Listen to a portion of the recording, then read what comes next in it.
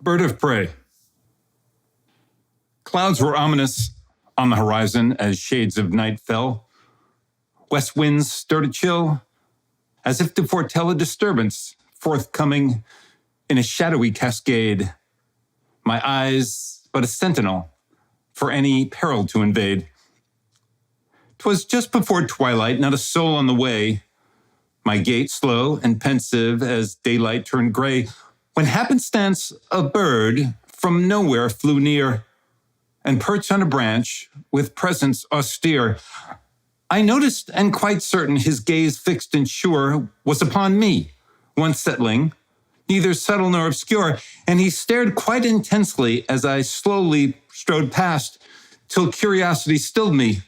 I stood silent, quite aghast, and I said to this bird, sitting stoic and still, looking first for no passerby who may think me a shill, "Why, bird, of all places to repose from your flight and take comfort landing here at this portal of night, for I find you intrusive, my good temper out of sort, as you trespass upon me, peace of mind you abort.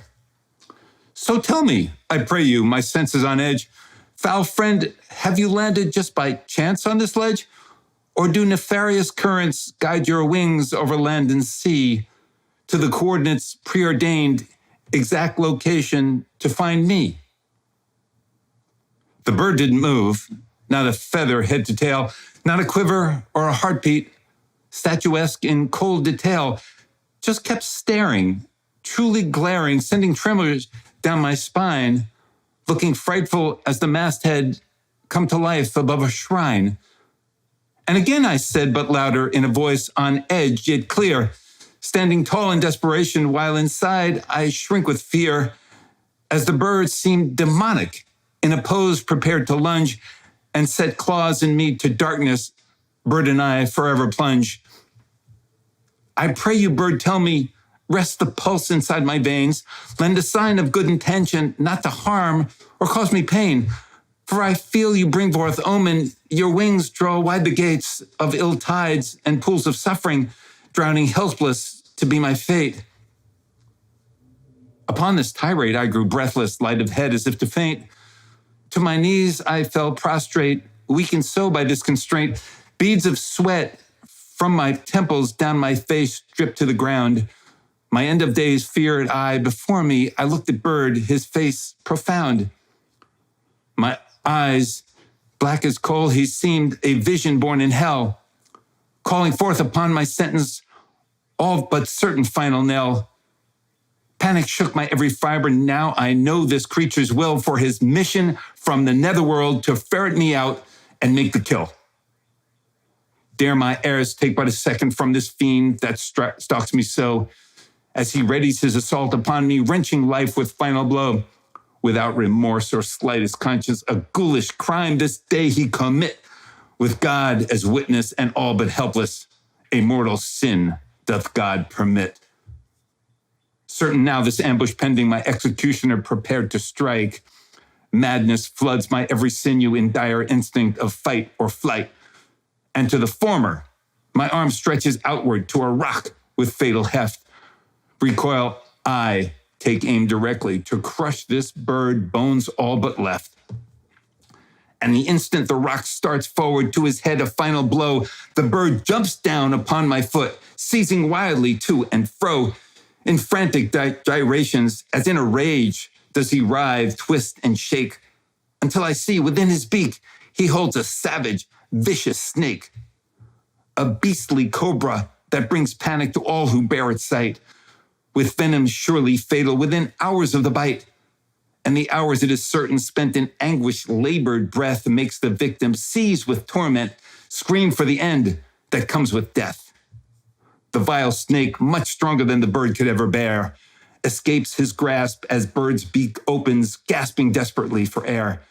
And now, trembling with exhaustion, bird could spread his wings and flee, but still panting, holds his ground. A shield he makes between snake and me. And the cobra, now fangs dripping, hissing and spinning, lunges to strike at bird's throat, exposed and tender, to puncture through with lethal bite. and I posed and ready, rock in hand, to kill the bird with all my strength, bring down the stone, and feel a crush to hell interred. In a moment, all is silent. I focus my eyes, shaken and stunned. I look straight down before me, the bloody scene of what I'd done. The snake, a vicious serpent, fangs exposed. I stare with dread. His skull crushed, splintered and bleeding. The savage reptile, stiff and dead. All is still and quiet. I stand motionless. Time has stopped. And finally, I collapse upon the turf, heart still racing, mind in shock. I sit paralyzed for a while until common sense do stir and begin to relive and examine what exactly did occur. The bird and I lock glances as he rests silently near the eel. I know something occurred between us, something unnatural, sublime, surreal. My mind a world of wonder, suddenly the truth I clearly see, and I'm stunned upon this epiphany. Locked in mystery, I found the key. It is clear this bird was sent on a mission from the gods to find me here, mere mortal, a man alone against the odds, against the devil clothed as serpent, today to wrench my soul and carry to damnation down a black and molten hole. This mystical bird from nowhere, whom I feared deep to the core, appeared as my protector as we shared a strange rapport. And I know that my destiny was with him this day entwined and altered from a decree of death by an act of the divine. The sweat upon my skin from the trauma of the fight now turns dry and stiff, but still I feel warm against the night. I came face to face with holiness, saved my life this fateful day, as the bird feeds quietly on berries and, with outstretched wings, flies forever away. Years have passed. I think of the bird quite often when I'm walking on the way. Near the place of the encounter, I always stop and pray. In gratitude for the miracle against evil I did prevail, I have pledged upon my soul to help defend the weak and frail. In each life, there is a moment where one is forced to look inside, where we are changed forever when, against life, we do collide. For me, that fateful day I have used to reflect, take heed, to be aware of the innocent, the vulnerable in need.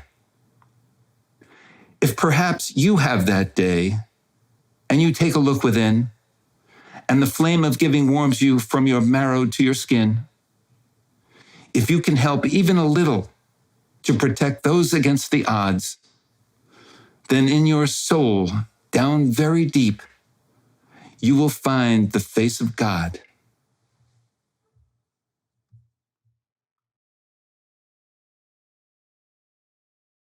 Hi, thanks so much for listening. Feedback is so helpful. If you have a minute, please leave a comment in the box below.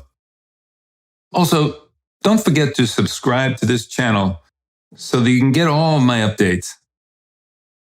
And yeah, if you know anyone who has an interest in poetry, please share the poems. Our community is growing. Thanks again. I'm Bruce Slater. Bye-bye.